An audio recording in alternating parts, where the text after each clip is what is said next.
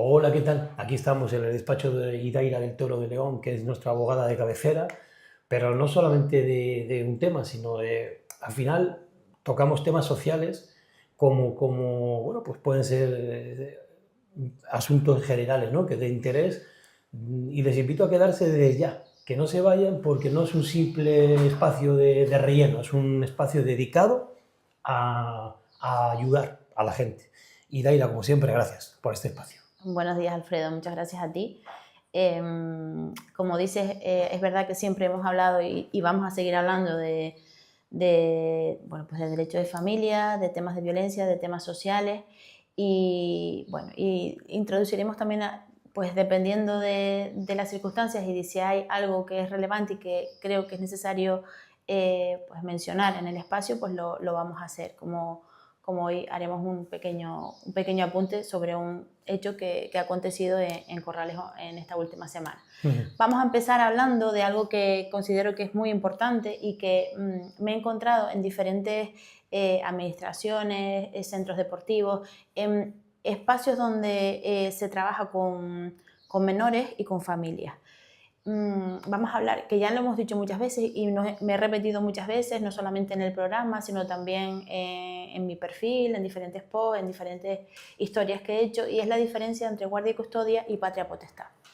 Sí, porque estás muy activo en tu perfil, ¿eh? Muy activa. Yo no tengo el ritmo de seguirte, pero estás muy activo. Bueno, me gustaría estar mucho más porque creo que la visibilidad y compartir y que la gente sepa lo que vivo día a día en el juzgado, en el despacho, y que no son casos aislados, sino que es algo que ocurre aquí y que ocurre con frecuencia, creo que es importante y no me da la vida para poder hacerlo, pero bueno, me encantaría.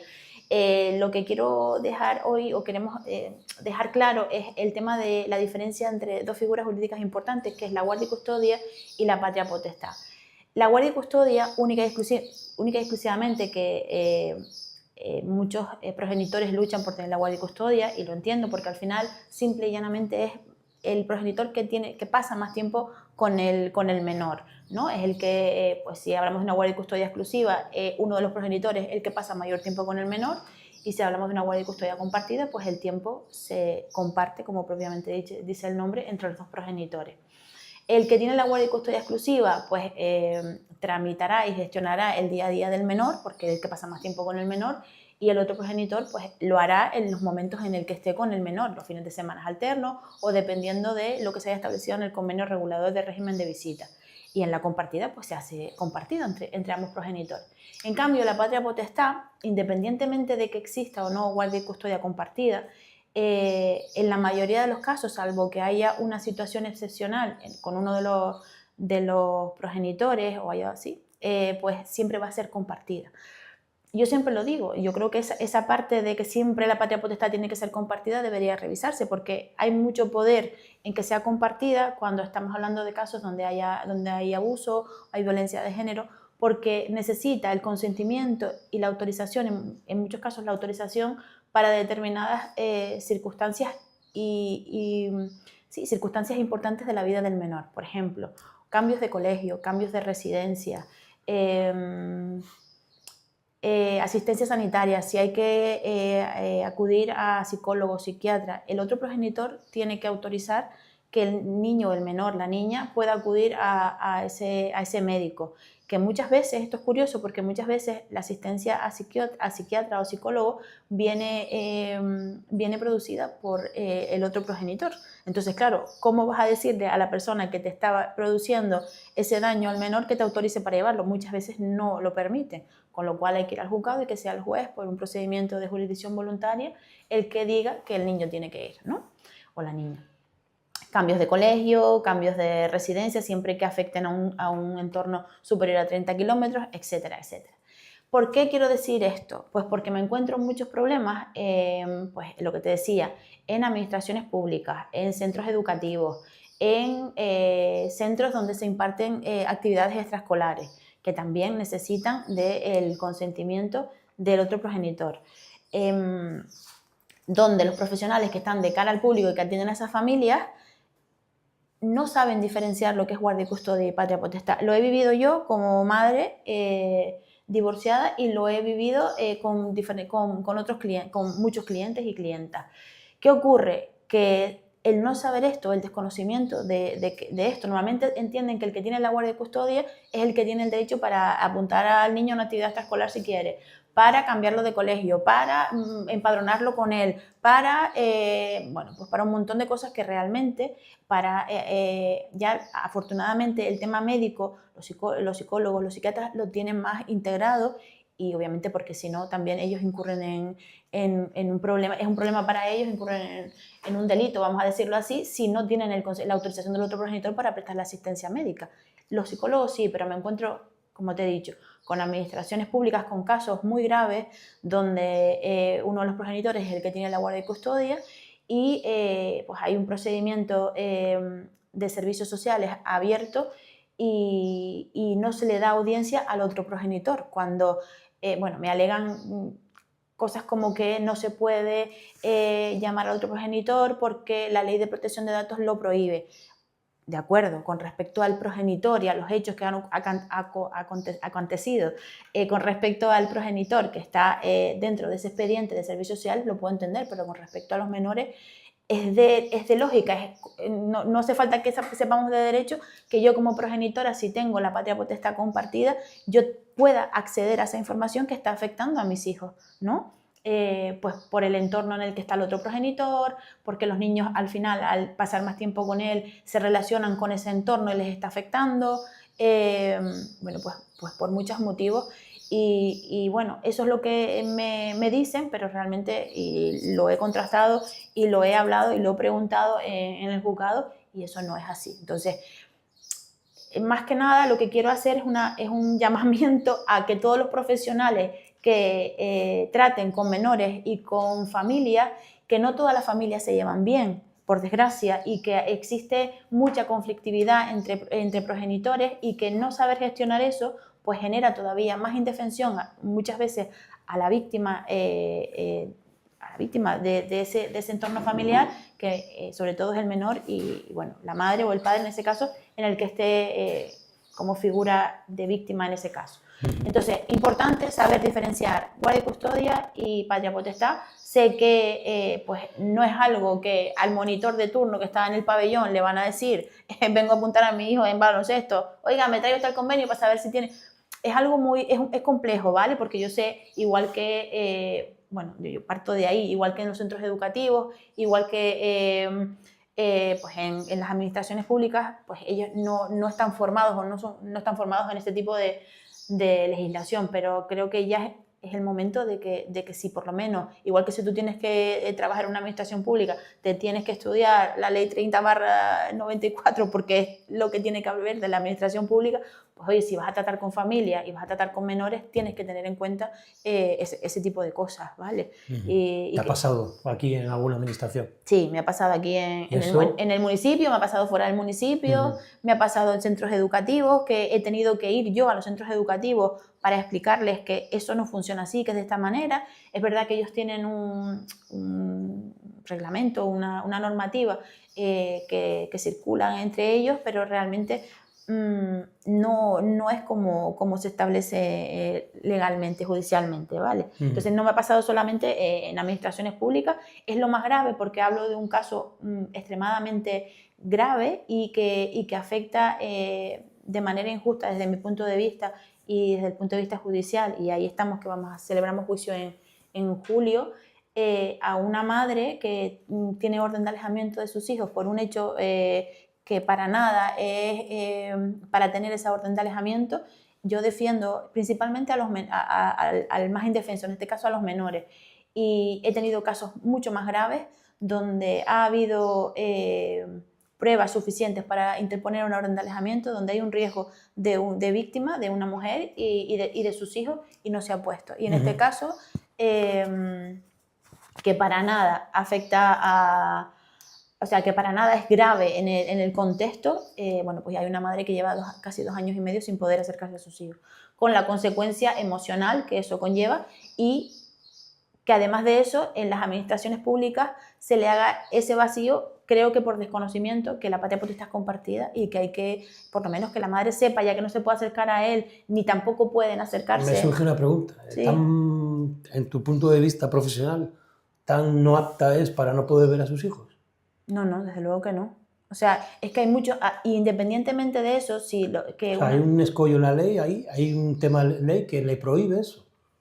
hay una orden de alejamiento por un hecho que ocurrió en su momento en el que supuestamente el juzgado aprecia que hay un peligro para los menores cuando siempre la madre ha sido la cuidadora principal, cuando nunca ha habido problema con los niños con respecto a la madre simplemente hay un hecho en el que se niega a entregar a los menores al progenitor ¿Por un motivo? por un motivo concreto que a día de hoy se ha demostrado que efectivamente es así, porque por eso hoy los menores están en una situación compleja y hay un expediente abierto en servicios sociales.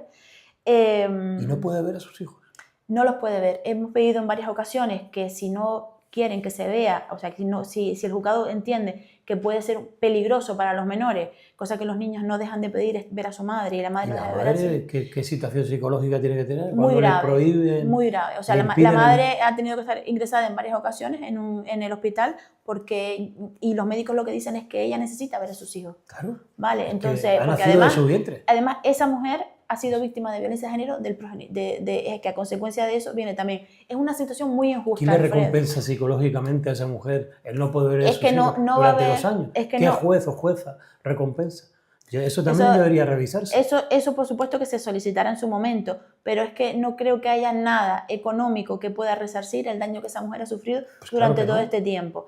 Hemos pedido que las visitas sean en puntos de encuentro familiares, que sean supervisadas por profesionales, en un entorno seguro para los menores, que sea, si no quiere que sea con los abuelos o con una tercera persona, y todos lo han denegado. No puedo decir más cosas, ni puedo decir más datos, No, si no es por pero simplemente para que sepan. ponerle cara. Tú sabes que somos los dos padres y imagínate que nos quiten lo más preciado, que es nuestros Sí, hijos. y sobre todo por un ¿Qué hecho... ceros en la cuenta compensan el Nada. poder pasar tiempo con tus hijos? Nada, ningún cero. Ninguno. Como Y si después, somos mendigos. Pero y después es un hecho, Alfredo, que si tú lo ves, porque está grabado, porque obviamente ese maltratador, por sentencia judicial, no lo digo yo, sabiendo que esa madre iba a reaccionar de esa manera al verlo llegar como llegó, lo graba. Lleva a una persona con él y lo graba. Es un caso que creo claro, que sí, ya habíamos hablado. Y lo graba y pues llevamos 2 años y medio. Tenemos 2 años y medio. Juicio en julio. Lo graba y aprovecha eso para denunciar a la madre, ¿no? Cosa que, de verdad, que si lo ves, una persona que lo vea de la calle, ve perfectamente que los niños no están corriendo ningún tipo de peligro y que la madre lo único que quiere hacer es protegerlo y que de hecho la madre de ahí va directamente a la policía local para decir lo que está pasando y que y la policía local dice, tranquila, no se preocupe, esto se tiene que solucionar en otro sitio que es en el juzgado, no aquí. De momento, si usted considera que no se tiene que entregar a los niños, no los entregue. Y se forma esa pelotera. Entonces, el mensaje principal es diferencia importante entre guardia y custodia y patria potestad. Importante que si esto llega a los profesionales que están de cara a la atención de menores y familias, que sepan muy bien la diferencia que existe entre una cosa y la otra. El progenitor que tiene la guardia y custodia única y exclusivamente es el progenitor que pasa más tiempo con el menor o con los menores y que gestiona el día a día de los menores, pero que para determinadas cosas importantes, como acabo de decir, cambio de residencia, centros educativos, para recoger a los menores en el centro educativo, por ejemplo, si los progenitores no pueden ir, sabes que te dan una hoja para autorizar a las personas que pueden recoger a los menores.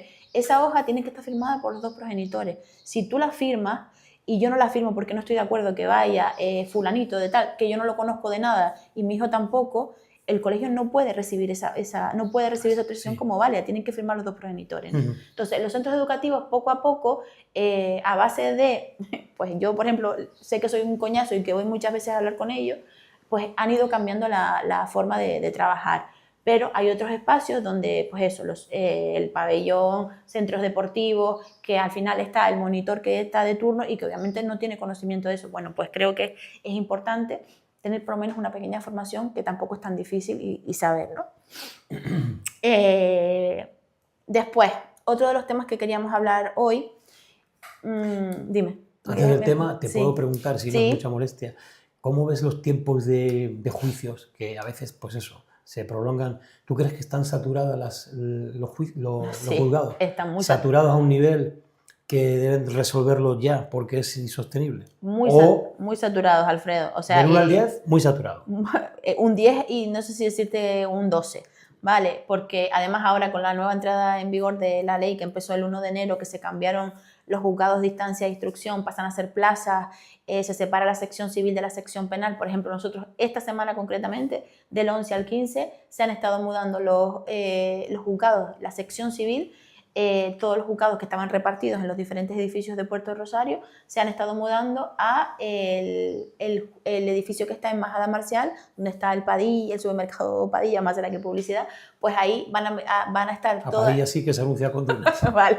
Van a estar todas las secciones civiles de los juzgados y la sección penal va a estar en el edificio principal, que es la fase de instrucción, y después las secciones sociales van a pasar a donde está el 5 y el 6. Entonces, si de normal era todo caótico, ahora está todavía más caótico, tarda muchísimo más, podemos hablar de... Es verdad. Sí, porque si esperamos por el Palacio de Formación de Justicia que iban a hacer, Eso con yo el no sé cartel si... que ya se ha desteñido ya, Sí, 2 veces, 2 sí, legislaturas, sí. pues la verdad que sería ese importante que tuvieran en cuenta que a día de hoy el volumen que tiene Fuerteventura judicialmente no tiene nada que ver con el de hace unos años y que necesitamos... Lanzarote está a años luz igual, ¿no? También en eso. Lanzarote tiene un palacio de justicia, sí, y da gusto ir ahí, aunque y su cárcel. Claro, aunque sea chiquitito, está todo centralizado ahí, entonces es muy cómodo al final. Y creo que no pedimos tampoco nada. Aquí es un poco, pues no sé, a mí me ha ocurrido circunstancias de que estoy en el juzgado número 7, que está en Majada Marcial, en el antiguo número 7, y no poder celebrar porque el fiscal está en el 1, en el otro lado, y no ahora hay otros fiscales, bueno, pero circunstancias es que al fiscal no se le avisó y está no sé dónde y no puede llegar y tener que suspender. O sea, cosas de otro nivel. Nosotros estamos a años luz de Lanzarote, de Gran Canaria y ya de la península ni te cuento. A aspectos, por ejemplo, como solicitar una prueba de un gabinete psicosocial, que es súper importante en procedimientos de familia, directamente te lo deniega. Qué pena. Hace poco se habla de esto también. Sí, muy poco, muy poco. Yo cuando tuve la suerte de participar en un curso de formación de violencia de género en Gran Canaria, que fue el Colegio de Abogados, ahí puse, aparte de hablar de violencia de género, puse de manifiesto que todas las carencias que nosotros tenemos y que los ciudadanos que vivimos aquí en Fuerteventura, por la escasez de recursos que tenemos, no podemos acceder a otros servicios que, por ejemplo, alguien que esté en Gran Canaria, que me decían los compañeros, bueno, aquí también tardan, pero no te lo deniegan de primera. Y en la península, que también, como sabes, tengo procedimientos, no tardan nada. En un mes, 2 meses tienes un informe de un servicio psicosocial, con lo importante que es, ¿vale? Para un procedimiento de familia, cuando hay situaciones que son complejas, que muchas veces ni siquiera los propios jueces pueden resolver, porque hay que ver otros aspectos, o sea, hay que ver qué es lo que dice el niño, y ahora con la nueva entrada a ver si se aprueba esta ley y ya sale, que hay que escuchar a los menores independientemente de la edad que tengan. Eso no lo puede hacer un juez. Tiene que haber, se supone, y la ley establece que tiene que ser un psicólogo, un trabajador social, o sea, diferente. No lo hace un juez directamente. Y aquí no tenemos eso todavía. Entonces, vamos a ver cómo evoluciona la situación, y esperemos que este cambio sea para mejor. No lo sé. ¿Y ibas con un tema? Sí, iba a hablar de algo que... te interrumpí. Nada, no te preocupes. Creo que es importante y necesario hablar de lo que acabas de decir, porque parece que la culpa es de los abogados porque no trabajamos y no damos abasto, pero es que realmente... De lunes a lunes. Y los procuradores también, los pobres que no dan abasto, yo la verdad que los admiro muchísimo. Y los juzgados es que tampoco no tienen más recursos, o sea, es complejo, es muy complejo. Pero bueno, de lo que quería hablar, del segundo tema que quería hablar, Alfredo, es de determinados bulos que hay y que de tanto que se dice al final se normalizan, que es, pues por ejemplo, con respecto al tema de la violencia de género, ¿no? Se suele decir que la mayoría de las denuncias que se ponen por violencia de género son falsas, cuando se ha demostrado por la estadística que hay menos de un 0,1% de las denuncias que se interponen sean falsas. De hecho, me atrevo a decir que no es que todas las denuncias que se pongan sean falsas, sino que hay muchas denuncias que no se ponen y realmente habría que denunciar. O sea, que de lo que se denuncia, más de la mitad debería denunciarse más, me refiero. Las denuncias que se ponen normalmente, lo que ocurre es que algunas denuncias, ese pequeño porcentaje no son falsas, y otras, porque en violencia de género denunciar no es tan fácil. Es decir, cuando tú denuncias violencia de género, hay que argumentar muy bien esa denuncia, porque cuando llegas al juzgado puede ocurrir que, porque en el juzgado, como hablábamos antes, la falta de recursos, una de ellas es que no hay jueces especializados en violencia de género. ¿Y qué ocurre? Que el juez se limita única y exclusivamente al hecho en concreto, no mira el contexto, no mira lo que ha pasado, lo que ha ocurrido hasta llegar a ese momento.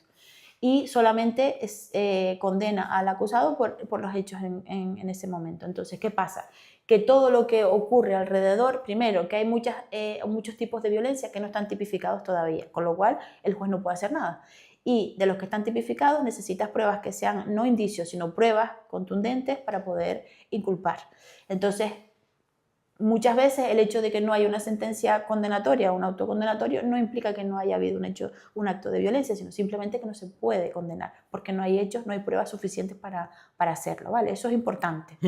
Y el otro bulo, no sé si me quieres preguntar algo con respecto a eso. Que incluso no solamente, pero que esa parte que dice que son falsas es una parte política que ha replicado la gente normal, los camareros, la gente normal. Es una parte política, claramente. Es que la ignorancia es muy atrevida, Alfredo. Sin saber es muy fácil hablar. Y lo han ido replicando porque esta moda de no, es falso, eso es falso, eso es falso, eso viene de los políticos, una parte de la política. Incluso yo creo que hay miedo a denunciar muchas veces y se queda impune la persona porque no denuncia, ¿no? Hay más miedo que bulo. O sea, hay muchísimo miedo a denunciar. La mujer que realmente sufre violencia de género y que ha convivido con un agresor o que sigue conviviendo con el agresor, tiene mucho miedo de denunciar. Tiene que ocurrir un hecho muy grave o que acuda a servicios sanitarios y que realmente vean que esa mujer está sufriendo violencia de género y sean ellos los que de oficio denuncien o la policía, para que esa mujer ponga una denuncia. Tiene que pasar el tiempo para poder denunciar, que también lo pueden hacer, no tiene por qué ser en el momento concreto, pero hay muchísimas mujeres que sufren violencia de género y que no se denuncian, hay mucho miedo, y cuando tienes niños con esa persona todavía mucho más, porque encima utilizan a los niños para seguir ejerciendo violencia. Y luego los jueces sociales de las redes, de los barrios, la gente, ¿no? Que todos son jueces, y la presión social que sufre esa persona, sin contar eso. Efectivamente, porque después es muy fácil señalar, es muy fácil hablar de lo que no tienes conocimiento, lo que te decía antes, la ignorancia es muy atrevida. Y ahora hablamos ya después en el último momento, vamos a hablar, en el último espacio, ratito vamos a hablar de un tema que también vamos a hablar de eso, ¿no? De lo fácil que es hablar, y no nos damos cuenta de que detrás de eso, de ese hecho, de eso que nosotros estamos verbalizando, que creemos que sabemos, hay una familia, hay personas que tienen sentimientos y que sufren, ¿no? Y que nadie sabe realmente lo que pasa en una familia, en una casa. Nadie tiene que ser juez de nadie, ya para eso están los jueces, y creo que tienen un trabajo bastante difícil, como para que vengas tú a decirme qué es lo que tengo que hacer o qué es lo que no tengo que hacer, ¿no? Pues así, no te añado nada más, y si me gustaría, es verdad Sí, es que pasan todo. Y el otro bulo, que es que cada vez que se denuncia a una persona por violencia de género, inmediatamente entras en el calabozo. El protocolo no dice eso. El protocolo dice que cuando denuncias por violencia de género, la Guardia Civil tiene que ver qué riesgo existe, si es un riesgo bajo, un riesgo medio, un riesgo alto, y a razón de eso y de los hechos que ocurren, porque va todo en contexto, es la Guardia Civil la que determina si lo detiene y lo mete en el calabozo, o si simplemente le dice, oiga, hay una denuncia de violencia contra usted, mañana usted tiene que estar personado en el juzgado a las 9 de la mañana. O sea, no necesariamente desde que se denuncia por violencia el denunciado entra en el calabozo.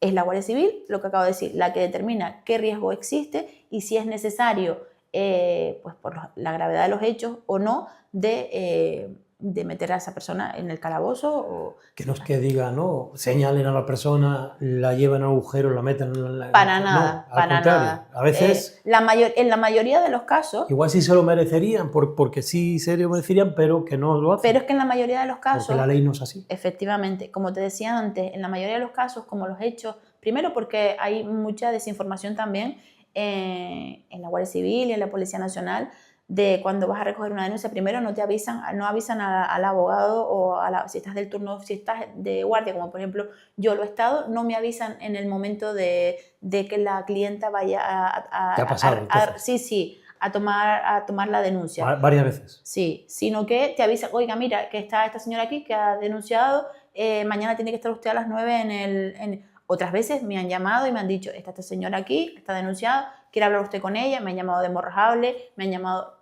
incluso te puedes personar, me puedo personar, lo que pasa es que muchas veces llegar a Morrojable, si son las 3 de la mañana, voy a llegar a las 5 de la mañana y la señora ya está más que cansada, entonces normalmente lo que hago es por teléfono, decirle, oiga, es el único hecho que ha ocurrido, han ocurrido otros hechos, es importante que recoja todos los hechos que usted recuerde, para que no solamente, y que el juez vea que el contexto no es solamente ese hecho en concreto, a lo mejor es el detonante de todo lo que ha venido ocurriendo, ¿no? Entonces, eso me ha pasado muchas veces, que me llaman cuando ya está la denuncia recogida, la clienta no sabe lo que tiene que hacer, sino simplemente, y ellos a razón de eso determinan el riesgo que hay. Pero es que claro, es lo que te digo, si solamente denuncia ese hecho, el riesgo puede ser pequeño, pero es que a lo mejor esa mujer ha vivido otras situaciones mucho más graves. ¿Qué ocurre? ¿Qué puede ocurrir? Y por eso muchas veces falla. Si tú en ese momento llamas al denunciado para decirle, oiga, mañana tiene que estar a las 9 porque le han denunciado por violencia de género, y realmente estamos hablando de un agresor más grave de lo que se recoge en esa denuncia, puede ser un problema no detenerlo, ¿vale? Y no tenerlo en el calabozo, porque puede ir directamente contra la víctima, porque en ese momento no hay una orden de alejamiento ni hay nada. Entonces, ahí es donde radica muchas veces el problema, igual que en las órdenes de alejamiento. No son medidas de protección suficientes cuando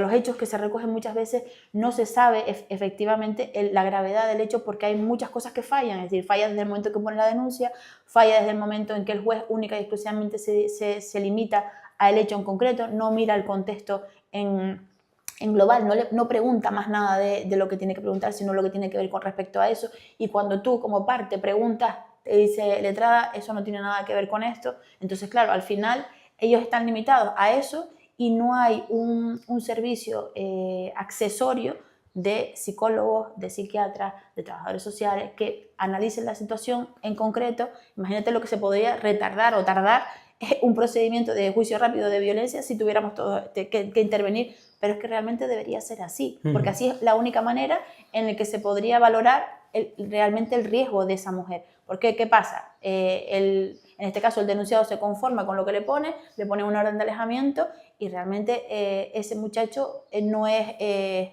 no sé cómo decirte, no es un santo, sino realmente es el demonio. Sale y lo primero que hace es ir a matarla. Le da igual la orden de alejamiento porque la orden de alejamiento te la saltas así.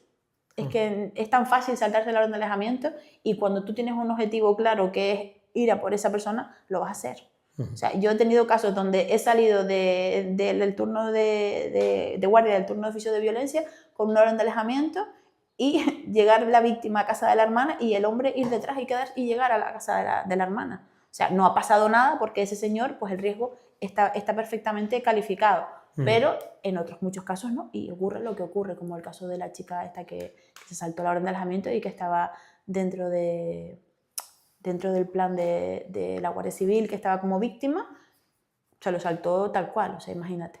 Yo en noticias, habrá mujeres, condición física femenina, que hayan cometido algún acto así, pero la mayoría de los casos que escucho en la radio, que me quedo petrificado siempre, da igual que lo conozca o no, son hombres. Entonces, volvemos al tema, ¿no? Que no es que sea por focalizar que el hombre es culpable de todo, sino es que la realidad es que son hombres, la mayoría de casos de asesinato de violencia de género. No sé si has visto la página esta que estaba abierta para aprender a violar.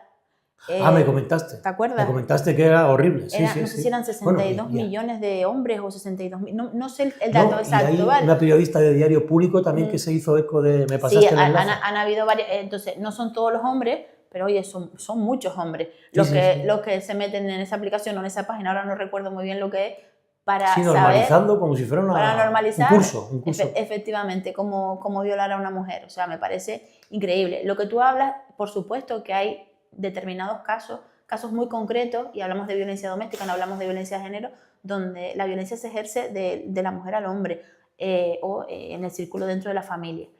Pero son hechos muy aislados y eso no puede, por un hecho que haya, de 1000 no podemos tapar el sol con un dedo, es lo que quiero que la gente entienda. No, es que no es cuestión de equipos, si hombres y mujeres, no, es cuestión de barbaridades. Y ¿sabes qué pasa, Alfredo? Que mientras exista esa mentalidad y no reconozcamos que tenemos un problema con la violencia de género, pues va a seguir existiendo la violencia de género y los hombres que hoy maltratan, a lo mejor mañana tienen hijas y esas hijas van a ser maltratadas también y sus nietas y esto es un problema social, no es un problema de mujeres o hombres o del feminismo y del machismo, no, es un problema social. Bueno, tenemos que recordar que este espacio lo hacemos voluntariamente, que no está ni subvencionado, ni está comprado por nadie. Ni patrocinado, ni nada. Lo hacemos porque queremos. Lo hacemos porque con queremos. Con nuestros nombres y apellidos, tú con tu profesión y yo la mía. Y nos hemos juntado a disposición tuya un proyecto desde hace más de 3 años ya, 4, que cediste un tiempo para la radio y la radio, pues bienvenida sea, porque estamos encantados de que estés. Así que claro, para todos esos discursos que estamos comprados por alguien, pues no. Que va. Es tiempo que tú te sacas de tu agenda y que yo me saco de la mía. Exacto. Y que lo hago súper agradecida. Exacto, de hecho, algunos meses no podemos porque no nos da la vida y no podemos, pero siempre que podemos lo hacemos. Y hemos decidido normalizarlo y decir, bueno, pues si no se puede un mes, que ha pasado una vez nada más, pues no pasa poner nada. al otro y ya está. Esto es una parte social que tú y yo hacemos de manera altruista y con el único fin de dar visibilidad y era nada una idea más. Que trajiste a la radio y la sigues respetando, pasa lo que pasa. Así que de momento aprovechamos. Y creo que es un espacio muy bueno porque muchas clientas han llegado, que era el objetivo principal, que era visibilizar determinados comportamientos, determinadas actitudes, determinados casos, que las mujeres se vieran identificadas y que identificaran a su vez pues que lo que ellas están viviendo no es normal y que hay muchas mujeres que lo viven, que hay casos reales que pasan y que se puede consultar, denunciar, demandar, lo que haga falta. Sí. Y Alfredo, este último ratito lo vamos a dedicar a algo que ha pasado en esta última semana aquí en Corralejo, que ha conmocionado a toda la población, creo, porque ya uno no sabe qué pensar y es verdad que lo vamos a hacer desde el punto de vista lo más objetivo posible y desde el punto de vista jurídico y es el asesinato que yo lo llamo asesinato, ¿vale? Porque me imagino que después pues la defensa utilizará lo que considere para que no se califique como tal de esa mujer tan maravillosa que el apellido no me lo sé, seguramente tú lo sabes mejor, pero es Katy, ¿verdad? Katy. El apellido, pues como no lo pronuncio bien, pero no lo voy a decir. Bueno, pues Katy. Entonces, aquí yo lo que quiero es lo que decía al principio, ¿no? Desde que salió la noticia, mucha gente empezó a especular, a hablar, sin tener conocimiento de nada o porque le llegaban noticias, que eso también es una cosa que me fastidia mucho, que desde dentro de la Guardia Civil o desde el mismo juzgado se filtren informaciones cuando se está investigando una situación tan grave como esa. Lo digo, y es la primera vez que lo digo, porque yo estuve en una situación compleja, no de ese calibre, por supuesto que no, pero sí donde intervenía Guardia Civil, fue un caso muy conocido aquí en el norte porque pasó aquí y la gente habla sin saber, es decir, y los profesionales que están dentro de esos, tanto la Guardia Civil como el juzgado, abogados, compañeros, deben tener respeto y por lo menos, pero no es así, es decir, empiezan a decir cosas que sale a la calle, que yo te digo a ti, tú me dices a mí, el otro dice, y lo que decía antes, detrás de esas personas que están dentro de ese procedimiento, hay familias, hay hijos, hay madres que sufren, porque y estás en un estado de mucha incertidumbre, no sabes lo que va a pasar, entonces... Y que crea ansiedad a la población. Muchísima. Crea ansiedad porque estoy seguro que... Muchísima, la gente se pone muy nerviosa. Que trabajen los profesionales, que sabemos que los hay, que ante todo eso, y que no son todos, que son puntualmente algunos que toman café, lo comenta, ese café, pues como cuando éramos pequeños que nos decían algo y el juego del teléfono escacharrado, por lo mismo. Eso es lo que ha pasado y pasará. Y seguirá pasando. Con las redes, en un día, desde norte a sur. Pero hablo de España. no de Sí, la sí. isla. De norte a sur ya ha corrido todo ese bulo. Y yo me pregunto también, que eso se investigará. ¿Cómo hay gente que sabía y pensaba, o sea, lo que parece ser que pasó, cómo hay gente que ya lo sabía? Del principio, Es esto ha pasado así. ¿Cómo ha llegado? ¿sabes qué pasa? Que hay mucha ¿Cómo es gente, posible que no lo adivinen sé, eso? no lo sé. Hay mucha gente que, ¿Cómo es posible? Mi pregunta, no te las preguntas, digo, ¿cómo es posible que haya gente que ya sabía pues no sé si a cosas? consecuencia de las películas y las redes sociales y de, no sé, que Porque se mi puedan imaginar. esperanza del primer momento fue localizarla, desorientada, bien, un capítulo pues de incertidumbre, pero este final que hemos visto con la detención, Yo lo escuché desde el principio, Alfredo, sí, y yo yo también, lo escuché desde el principio. Entonces, por las características que tiene el agresor, en este caso, mm, decían que podía haber ocurrido eso. Pero es que a mí no se me ocurre verbalizar eso, porque exacto. Y es que ponerlo en una red social, ¿eh? claro, a mí no se me ocurre, entonces lo que queremos desde aquí, o yo por lo menos, es que la gente tome conciencia de la importancia que tienen las palabras en cosas, en todo, ¿no? Sí, Pero en cosas como esta todavía más, porque es que hay unas personas, unos profesionales que están haciendo su trabajo y que están investigando qué es lo que pasó, ¿no? con mucha presión, Con mucha presión, porque obviamente creo que son los primeros que quieren encontrar a por esa supuesto, persona con sí, vida y que esté bien y que, como estoy tú dices, segurísimo. haya sido porque se ha desorientado o lo que sea. Sí, Y que haya gente que no tenga ni idea de nada y que esté especulando porque le escuchó a fulanito, le dijo menganito y que, o sea, que había mucha gente que antes de que saliera la noticia ya sabía lo que había pasado. sí, sí, sí. Eh, Y te lo para, debatía, ¿eh? Sí, sí, para mí es increíble. De hecho, yo tuve varias, no discusiones, pero sí corté las conversaciones en plan, a mí esto no me lo digas porque no hay nada que diga que efectivamente ha sido. Cuando sea, pues De, será. Pero parece que estábamos como llamando a que fuera lo que pasara eso, ¿no? de hecho, sí. De hecho, hay secreto de sumario. Ahora mismo no hay una... La Guardia Civil procede así, ¿no? Puede pedir ayuda a veces para localizar a una persona con un medio de comunicación y después de que pase todo, ya te envía una nota de prensa para que la gente lo sepa. Nosotros no estamos rebuscando para un clic. No, no, no. Queremos un instrumento, en este caso de Dunas FM, ¿eh? Y Radio Televisión Sur, que ayude desde el primer momento. No queremos un clic de publicidad. No lo queremos. Ya. Por lo cual, si no queremos un clic de publicidad, tenemos que, antes de ser medio de comunicación, somos personas. Y luego, como Efectivamente. medio, ayudamos. Porque tú estás vocacionalmente con lo que haces y yo también. Igual que Guardia Civil, yo creo que no hay nadie que esté obligado. Pero bueno, eso es cada uno. Y ayudamos. ¿A quién? A la hija, que nos pidió ayuda, a los amigos que nos pidieron ayuda, y le dimos una idea de formato de anuncio, que era una entrevista para que vieran caras que hay detrás, gente que está sufriendo, que les Efectivamente. costó muchísimo ponerse delante del micrófono, pero muchísimo, y que a nadie le hacía gracia, que se les cortaba la voz porque no podían hablar.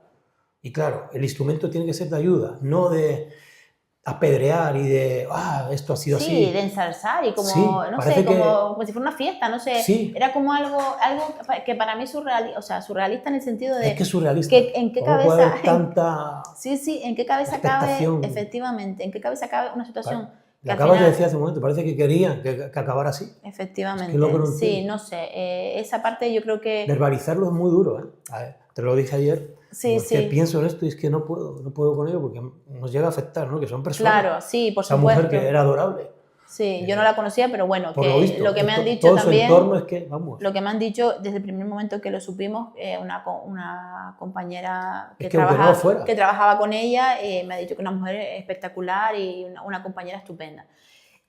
todos sus Eh, amigos, ¿cómo estarán sufriendo ahora mismo? claro, entonces un poco es que tomen conciencia realmente con este caso y con todos los casos y con la vida de las personas en general, que nadie tiene la potestad para juzgar a nadie y que se resolverá el problema donde se tiene que resolver. Tú no me vas a decir a mí que lo he hecho bien o lo he hecho mal y menos vas a estar, o sea, lo que yo lo resumo siempre es muy fácil, la ignorancia es muy atrevida. Yo creo que aquí los dos hemos sufrido nuestras carnes en algún tema gordo. Gordo hablo de este calibre, no, pero Yo en temas gordos que y sin tener ser temas que gordos también. y tener que ver cómo tener que aguantar en la calle, parque, supermercado, miradas juzgatorias de que, mira, tal, yo sé la verdad. No, perdona, usted no sabe la verdad. Usted ha escuchado una película. Y es lo que ha pasado aquí también, ¿no? Efectivamente. Entonces todo lo hemos vivido por familiares o lo que sea, ¿no? Sí, por familiares y también mi propia carne, o sea, Tu propia carne, ¿no? que Sí, y no es fácil, es no es decir, fácil, es muy y fácil. por Hay qué que verse ahí, ¿eh? claro, y por qué tengo yo que sentirme mal porque las personas piensen que es una cosa cuando realmente ha sido otra. Entonces, ya no voy a ponerme en el lugar de víctima, ni mucho menos, simplemente No. en crear conciencia de que Oye, no podemos que se espere, hablar, ¿eh? claro, no, y que no podemos hablar desde el desconocimiento, porque eso genera, porque detrás de un caso, de un problema, hay personas, hay familias, no solamente la persona afectada, sino la familia que está Todo su detrás, entorno, su entorno, que está claro. sufriendo, ¿no? Entonces, y no se ve hasta que no se vive, ¿sabes? No se sabe hasta que no se vive, eso es como todo, ¿no? Hasta que Sí. no pierdes a un padre no sabes lo que duele, bueno, en fin, que Sí. creo que esa es la parte que yo en la que más quería hacer hincapié.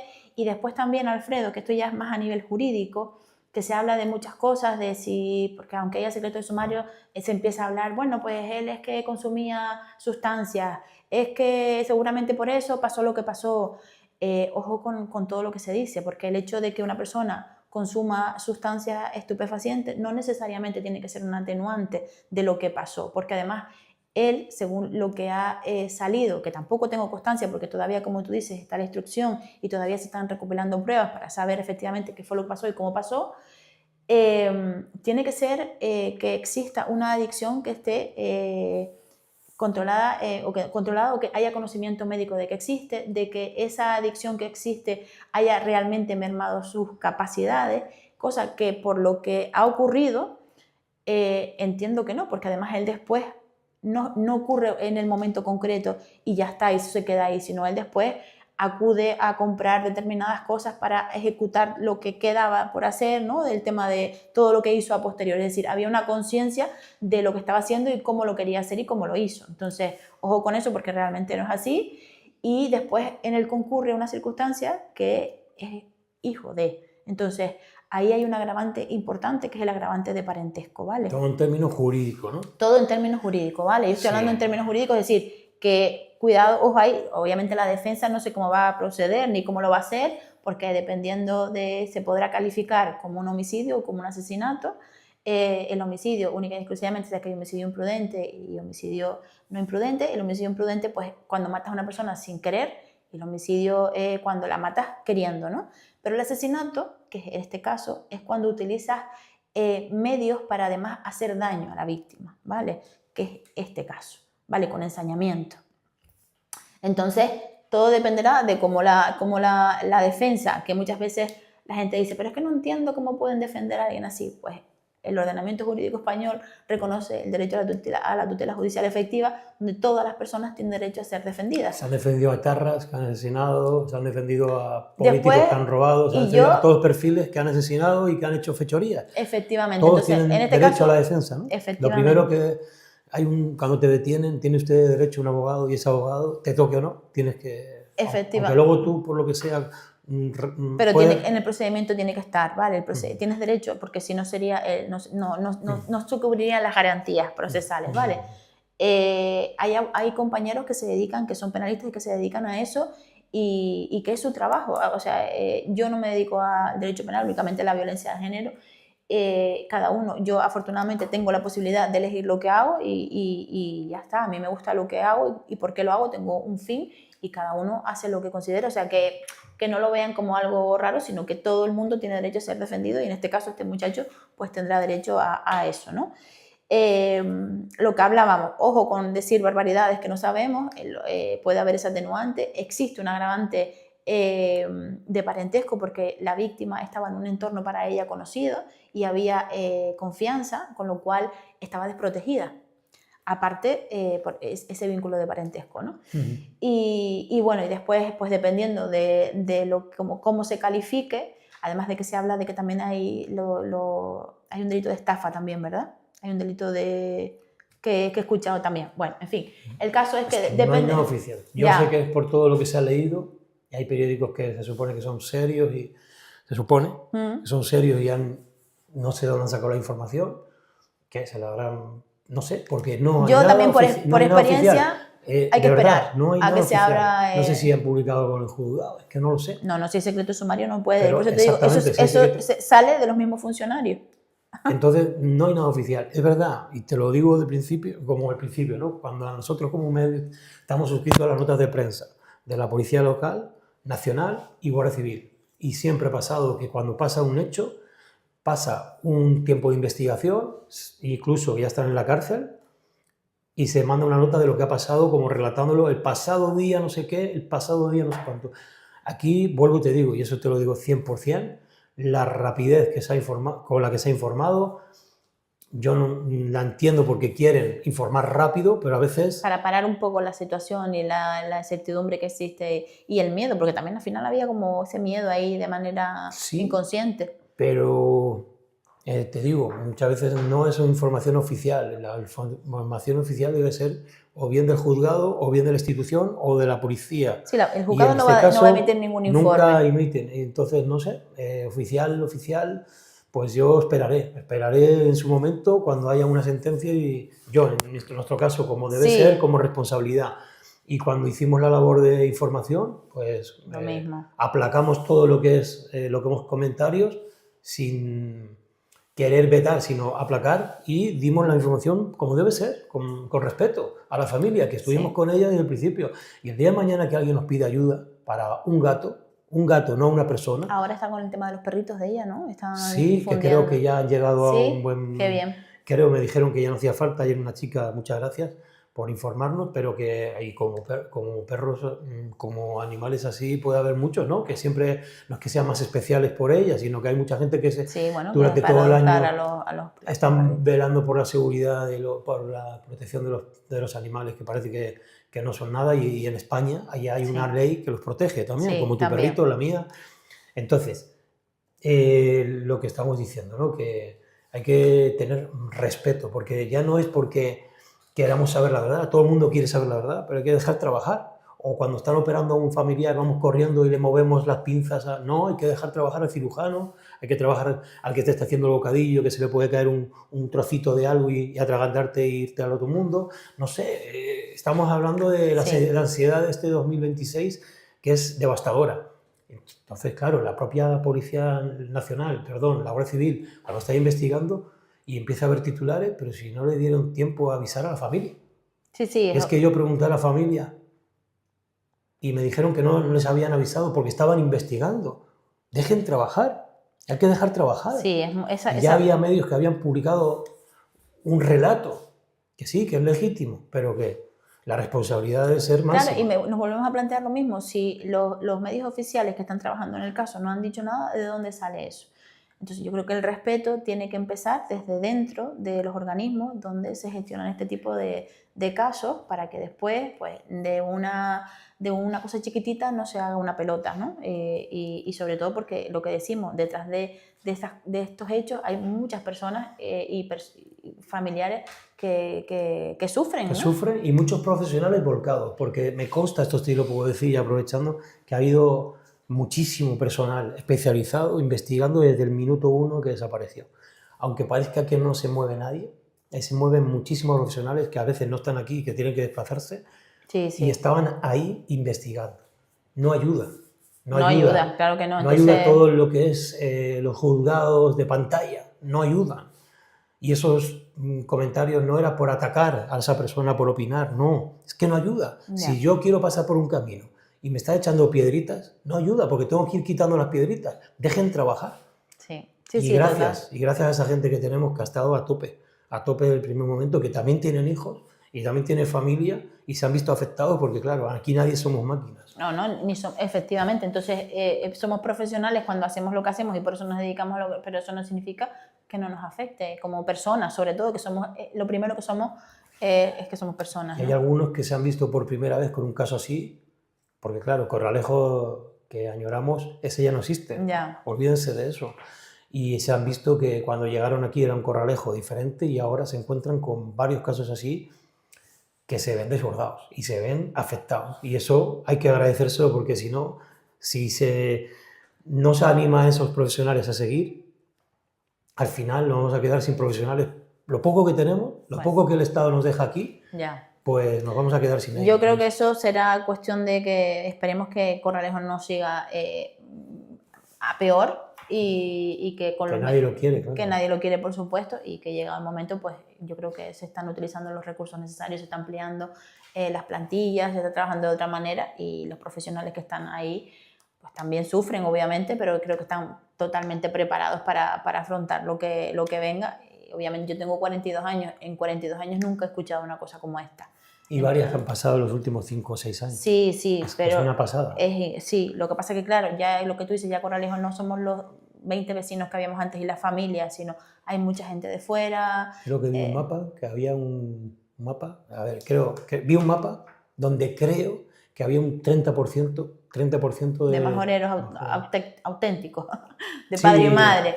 Bueno. Igual que si vas, por ejemplo, a Albacete, vecinos de Albacete, pues tantos originales de linaje de allí y otros tantos que han venido por la vida, ¿no? Pues aquí el 30%.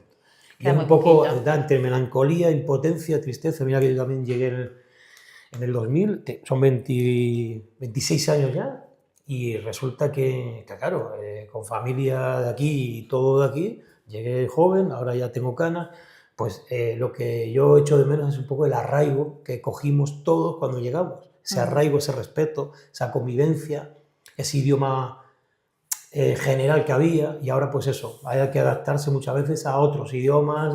Eso también tenemos que, eso es otro esa protección, ¿no? Que ya sí, no es política, es lógica, ¿no? Sí, eso ya es otro tema que yo creo que eso es un trabajo que tenemos que hacer todos los que somos de aquí, de proteger lo nuestro y de ver qué pasa, porque antes no era como automático, ¿no? Se podía gestionar, pero ahora creo que hay que hacer... Muchos italianos, por ejemplo, se adaptaban a hablar español, y ahora estoy en una cafetería y todos los hablan en su idioma, que es legítimo.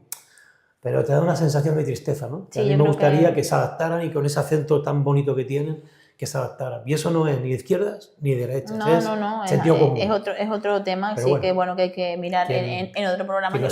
Quien lo siente así lo entiende, y si no, pues mira, eso. Es anti-italiano. Ya saben que es mentira, pero bueno, es un sentimiento, ¿no? Imagínate en creo, Cerdeña que escucharas todo españoles, ¿no? Dices tú, coño, pues me gustaría que escucharas el idioma de la zona, porque es el de ahí. Y vas a Galicia y que no fuera andaluz, sino que fuera más bien gallego, yo creo ¿no? que, pues la mezcla de... enriquece muchísimo. Sí, lo que pasa es que hay que saber... Pero te da pena porque cuando a veces escuchas más otro idioma que el tuyo, pues... Ya, bueno, pues hay que ser... Igual hablo con el inglés, que hay muchos que se han adaptado y me lo dicen. Y yo aprendí español y da gusto también ese idioma de español, pero con acento, te hace hasta gracia, ¿no? Británico, cómo se han esforzado por hablar español, que sería lo lógico, pero ya no, esto es una punta de mucho, hablamos de todo, ¿no? Sí, yo te entiendo, bueno, es un problema, es un problema que a lo mejor hay que mirar, de arraigo, ¿no? De que en otro respeto momento, también a la zona. Y que igual nosotros como majoreros tendremos que mirar y que ver cómo lo podemos trabajar para proteger. Al final era los que estaban aquí desde siempre. Efectivamente. Majorero, conejero y canario. Y poco más. Pues eso, Alfredo. Sí, que nos hemos dispersado y alguno que me dirá, este no sabe nada, me pondrá a parir, pero bueno, eso ya lo sé, cuando lo estoy diciendo ya lo sé yo. Da igual, aquí no estamos... Alguno, pero da igual. Lo que dijimos desde un principio, cada uno todo va en el cargo también. Que haga lo que considere y ya está, como tú dices, esto va en el cargo y estamos en un medio de comunicación y obviamente nos abrimos al público y cada uno puede opinar y siempre con el respeto lo que considere.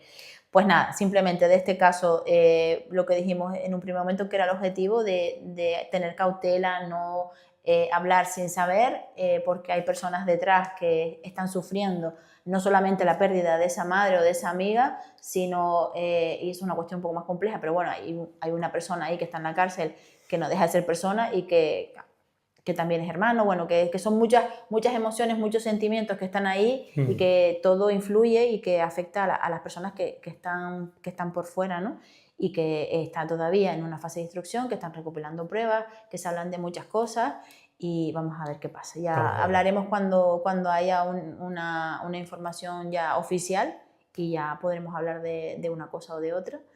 Y lo dicho, que... Bueno, la responsabilidad tuya ha sido esa, la de aclarar que jurídicamente, pues en términos jurídicos, la situación está así. Y pidiendo responsabilidad, pues ayudas, ¿no? Ayudas a poner cara y ser valiente y decir, oye, nos podía tocar a cualquiera y vamos a dejar trabajar a los profesionales y siempre con la familia, siempre con la Y familia. respetar. En este caso, pues la hermana, ¿no? La Noemí, y a los amigos que han estado ahí sufriendo de primer momento. Y cuando de sufrir, lo digo con todas las Obvio, letras. me imagino, Sufrir no me puedo imaginar la espero que desesperación no, que tienes que sentir en ese que no momento. vean como una falta de respeto este diálogo, porque no es para nada para eso. Espero que lo entiendan, que es para un poco protegerles, que hay Y para que... que la gente no esté especulando, es que Sí.